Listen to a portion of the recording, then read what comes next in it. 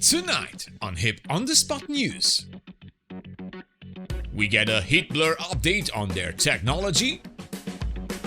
The Phantom and the early A model Tomcat are closer. Syria and the South Atlantic are about to be updated. And I survived, once again, a stone cold attack. This and more on How I Play.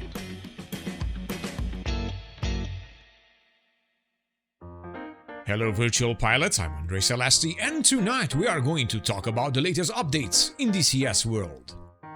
Yes, I survived, and no, Natasha didn't take over. Not in that way, at least. I am back and ready to deliver once again the news for the world of simulators and games. My problem was a medical one, something that has been bothering me for many years. But now I managed to overcome this hurdle with the help of my doctors. In short, kidney stones are a lot of pain and you know the saying, no pain, no gain. So as a result, I gained a lot. But enough about that. Let's see what happened in the last few weeks in DCS World. We got a few updates on the development status of two DCS maps. First one is Syria by Ugra Media. The map is ready for the next open beta update, soon to be launched if not here already by the time we publish this video.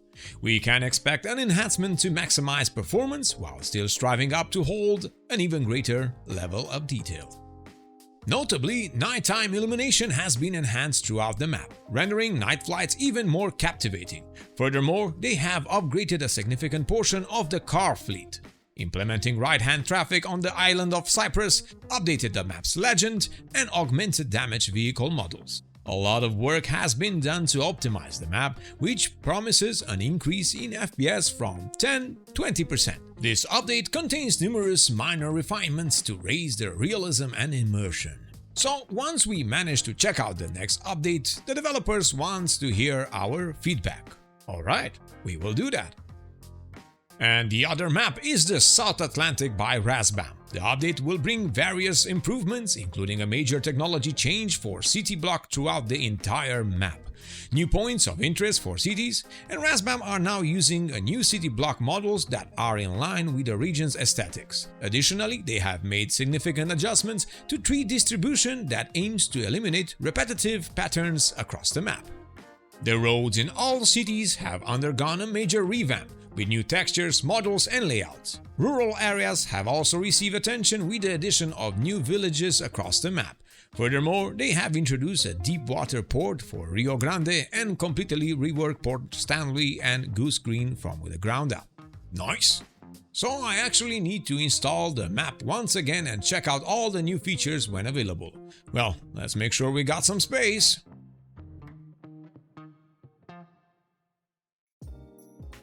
Meanwhile, Heatblur Simulations delivered on the 8th of July some juicy details on their development module for the F-4E Phantom.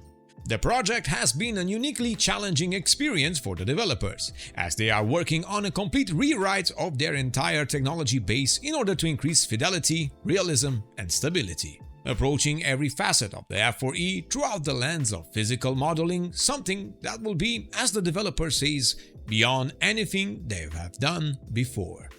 This will be the first of their next-generation aircrafts, and while this has meant a more difficult and longer development journey than expected for Heatblur, they are super excited about it and what the future holds for all modules from now on. Now moving along, one key element that has been directly relevant to the F-14 has been the RWR. In 2019, Heatblur broke new ground through their simulation of the ALR-67 RWR that was placed in the F-14. For the early A and its ALR-45, they wanted to go a step further, and developing the ALR-46 for the F-4E was a great opportunity to leverage their latest technologies in a way applicable to both aircrafts. After a few tough iterations, which led to a longer wait for the delivery of the early A, now they are excited to finally be completing the major elements for their new next-generation RWR model. Their work has primarily revolved around creating a new signal environment model, which will far more accurately inform the RWR and other sensor devices about various emitters in the world. This model enhances the existing radar warning receiver tools of DCS by performing a simulation of each of the radars in the game to produce their signal at the point of the aircraft. Each radar has information that is defined, with some examples being the antenna gain and speed, carrier frequency, pulse repetition frequency or search and track, peak power, search pattern if it has one, tracking pattern, and beam width and height. This simulation happens only when the radar warning receiver is being irradiated by a given radar and requires no additional information from DCS to be synchronized between modules that use this system. Further simulation includes everything from antennas and their placement, bands and associated processing, track correlation for multiple pings, and associated emitter identification tables.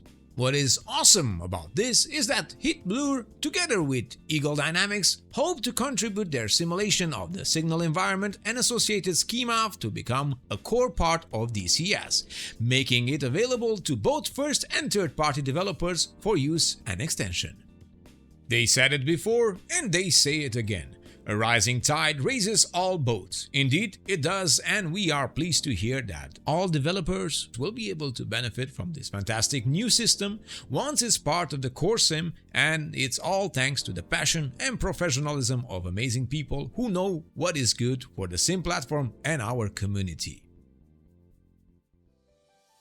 Heatblur is excited to contribute to the core platform in a way that will be beneficial for the EM environment and RWRs across the entire simulation.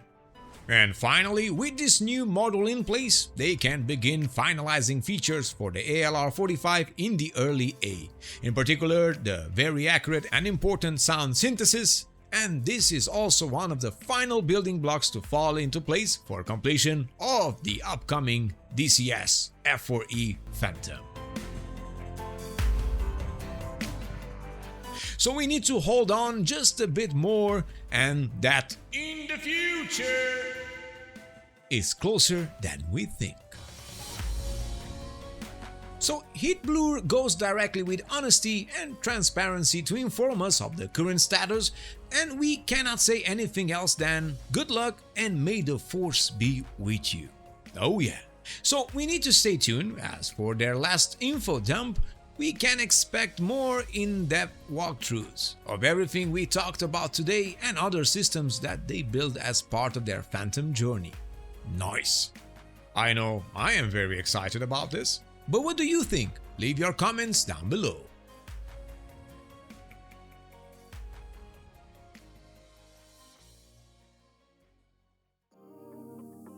In other news, Aviastorm shared their weapons roadmap for the Tornado IDS. Whirlpool controls have a sale that goes until my birthday on the 31st of July. Natasha, can I get myself a present for my birthday with that sale? No! Alright, thank you. Wait, what? So with 20% off the Alpha Prime grips, Warbird D and Mongoose T50 CM3 flight sticks bases, and 10% of the rest of the Whirlpool lineup, it's the perfect time to take your cockpit to the next level. I link their store in the video description, and no guys, I am not sponsored by Whirlpool. I wish.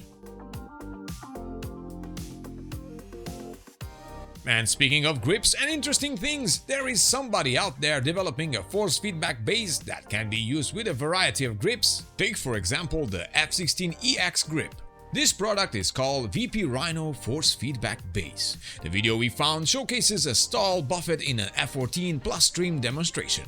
The creator has been working on for a few years, still working on it, and if you want one, well, you will need to know that the price is around 900 euros plus shipping and there is a wait list. Well, we will sure love to get our hands on one of them and test the hell out of it for you guys.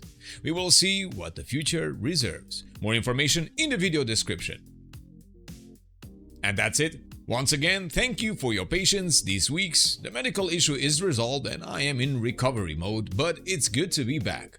I also want to thank everyone that messaged me these days. It helps me go through all the pain and hurdles. Thank you all for watching. Remember to check our sponsor VR Rock for your VR blue light protection and prescription lenses.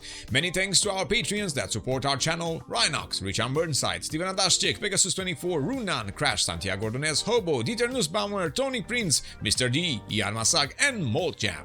Thank you guys for your continuous support, it means a lot to me. And if you want to support our channel, well, feel free to use the thanks button here on YouTube, check our sponsor and become a patron. Remember to leave us a like if you find a video informative and subscribe to keep in touch with all the latest news on your favorite simulators and games. I am Andrei Celeste, reminding you to fly safe, and I'll see you next time.